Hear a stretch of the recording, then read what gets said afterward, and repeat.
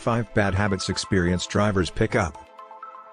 While experience often improves our driving skills, it can also lead to the development of some not-so-great habits.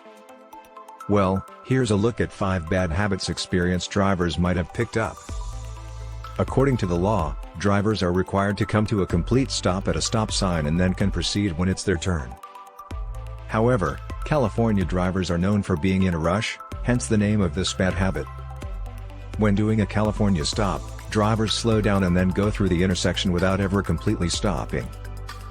No matter how confident, or late, you are, this bad habit can earn you a ticket, or worse, could cause an accident.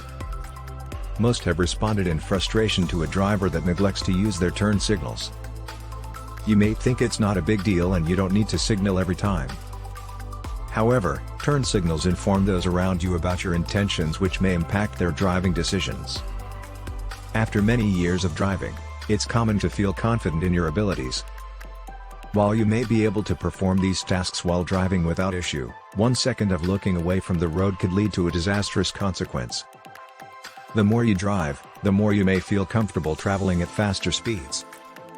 For example, if the speed limit on the freeway is 70 miles per hour and most drivers are going 75 miles per hour, you may think 80 miles per hour is reasonable for a morning when you're running late for work.